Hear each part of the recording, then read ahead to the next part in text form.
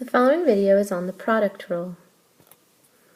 The product rule says that if we have a function j of x that's equal to f of x times g of x, then the derivative of j prime of x, is going to be f prime of x times g of x plus g prime of x times f of x. So we take the derivative of the first, leave the second alone, plus, leave the first alone, take the derivative of the second.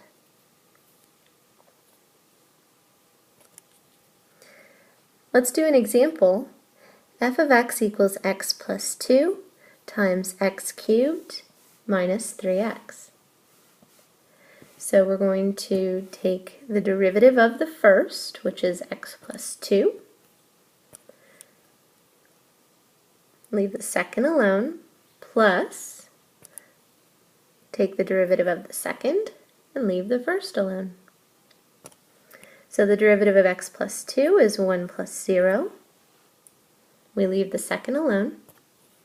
The derivative of x cubed minus 3x is 3x squared minus 3, and we leave the first alone.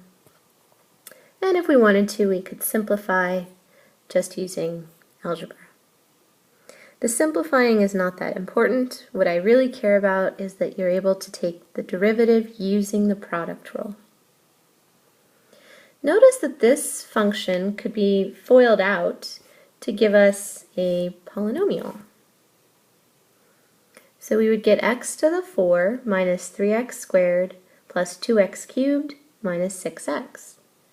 And if I tried to take the derivative of that using our standard rules, I would get 4x cubed minus 6x plus 6x squared minus 6, which notice is exactly the same thing as what I got using the product rule. Both ways work, and I don't care which you use.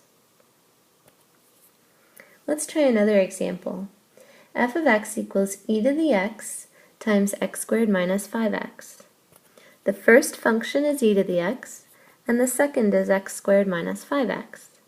So the derivative is, we're going to take the derivative of the first thing, leave the second alone, plus the derivative of the second thing, leave the first alone. So if I do this, I get e to the x, because the derivative of e to the x is just e to the x, leave the second alone, plus the derivative of x squared minus 5x is 2x minus 5, leave the e to the x alone. And once again, don't worry so much about simplifying, just take the derivative correctly. Let's try another example. F of x equals sine squared x. Now notice that this is the same thing as sine x times sine x. So we can use the product rule. The derivative is going to be the derivative of the first, which is cosine x, leave the sine x alone, plus, now we're going to take the derivative of the second, so that'll be cosine x, times, leaving the first alone, sine x. And so if we wanted to simplify, notice that we get 2 cosine x sine x. Alright, our textbooks like to give problems like this. So here I've got a graph of f of x and a graph of g of x. And we're going to define h of x to be the product f times g. So let's try to find h prime of 1. The formula says it should be f prime of 1 times g of 1 plus g prime of 1 times f of 1. So that's just using the product rule.